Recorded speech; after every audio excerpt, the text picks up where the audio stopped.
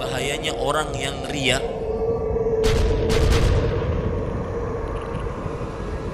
orang yang suka mengungkit-ungkit pemberian, orang yang suka ujub dengan amalnya. Perhatikan kata Allah Subhanahu wa taala, perumpamaan dia seperti perumpamaan batu yang bening, di atasnya ada pasir-pasir. Kemudian batu tersebut dituruni oleh hujan. Akhirnya pasir yang ada di atas batu tersebut hilang, habis, bersih, putih, bening, seperti tidak ada pasir sedikit pun. Kata Imam Ibnu Hajar Al-Asqalani, riya itu adalah menampakkan ibadah supaya dilihat sama orang lain.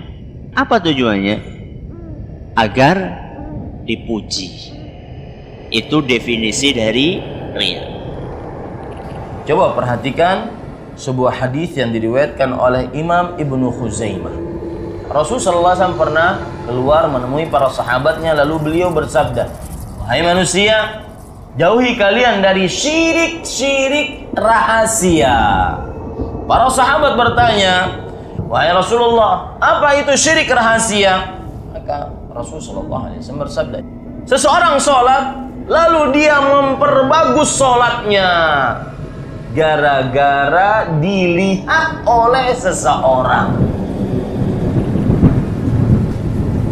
Lihat hadis Rasul sallallahu alaihi wasallam riwayat Imam Ahmad dari Abu Sa'id Al-Khudri radhiyallahu an. Rasul sallallahu alaihi wasallam bersabda, "Maukah kalian aku beritahukan tentang sesuatu yang aku paling takutkan terhadap kalian dibandingkan Al-Masih Ad-Dajjal?" Tentu wahai Rasulullah, apa itu? Syirik yang tersembunyi, yaitu maksudnya riya. Dajjal kalau keluar itu sangat menipu manusia. Orang mati dihidupkan, turun hujan, daerah yang dia lewati semua apa yang ada di dalam bumi keluar. Artinya dia mendatangkan berkah menurut pandangan manusia. Fitnah, ujian yang paling besar adalah Dajjal. Tetapi ada sesuatu yang lebih ditakuti oleh Rasulullah SAW dibandingkan Dajjal. Ternyata riya. Rasulullah SAW berkata, Allah berfirman, artinya, aku zat yang sangat tidak membutuhkan sekutu. Barang siapa yang beramal dan dia mensyirikkanku di dalamnya, itu riya, maka aku tinggalkan dia dan amalnya.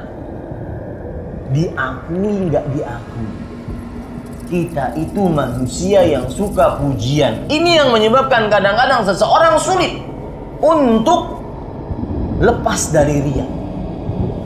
Jangan pernah tertipu dengan pujian manusia. Manusia cuma melihat zahirnya saja.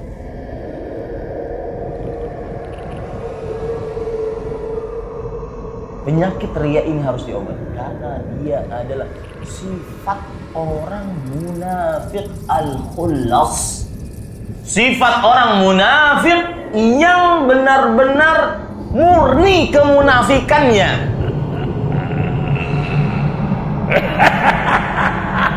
Munafik yang bukan hanya sekedar munafik amali, munafik i'tiqadi, munafik yang merupakan akidah.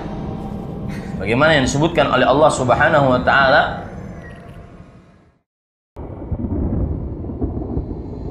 orang riya pasti amalnya tidak maksimal, tidak memperhatikan kualitas, pasti asal terlihat, dan pasti terputus setelah tidak dilihat lagi oleh manusia. Orang yang istiqamah tanda ikhlas, yang tidak istiqamah tanda tidak ikhlas, pasti terputus. Karena kenapa? Karena tergantung penglihatan atau pujian manusia. Kalau tidak ada yang melihat, tidak ada yang memuji, putus amalnya. Dalam hadis riwayat Imam Ahmad, Rasulullah SAW berkata, Allah berfirman, ketika seluruh manusia diberikan pahala sesuai dengan amal ibadahnya, karena mereka beramal karena Allah, maka orang-orang yang riya, Allah berfirman kepada mereka, silakan kalian. pergi kepada orang yang kalian riyai. Pergi ke sana. Apakah kalian akan mendapatkan pahala dari mereka? Nabi mengatakan awwalu ma yuqda alaihi yaumal qiyamati thalatha. Yang pertama kali akan dihisab dan akan dilemparkan ke dalam api neraka ada 3 golongan. Yang pertama apa?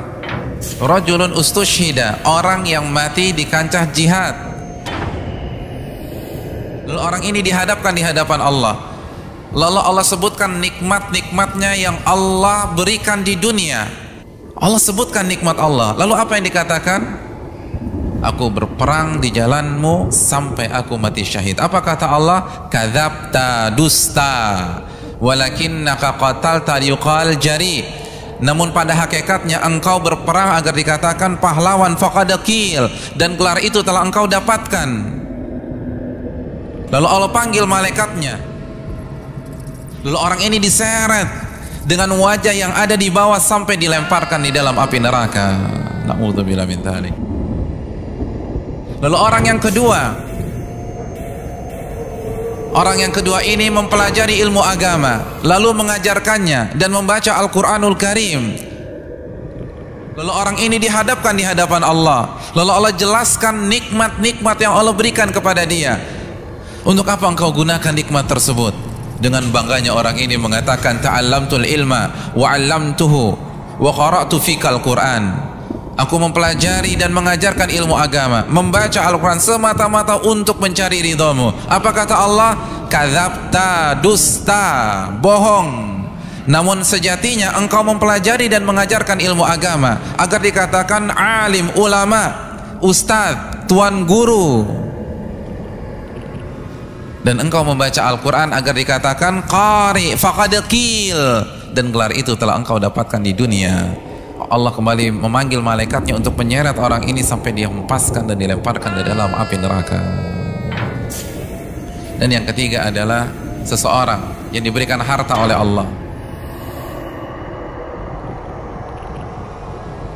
Orang ini mengatakan dengan bangganya, aku tidak pernah meninggalkan satu jalan kebaikan pun yang engkau ridhai, yang engkau cintai, kecuali aku dermakan hartaku di sana.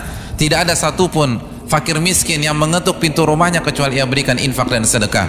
Tidak ada satupun proposal yang mampir ke meja kerjanya kecuali ia bantu acara tersebut. Tidak ada satupun anak yatim yang membutuhkan uluran tangan kecuali dia menjadi orang tua asuh. Semua jalan kebaikan itu uangnya ada di sana. Lalu apa kata Allah? Kadzabta, dusta. Namun pada sejatinya engkau melakukan hal tersebut agar dikatakan jawad, agar dikatakan dermawan, faqad qil, dan gelar itu telah engkau dapatkan. Akhirnya Allah perintahkan kembali malaikatnya untuk melemparkan dia ke dalam siksa api neraka. Ini pelajaran menarik dari hadis tentang riya. Ini sebab kenapa kita harus mengobati penyakit riya. Maka pantas kalau Nabi kita Muhammad SAW senantiasa berdoa, meminta amalan mutaqabbala, amalan yang diterima.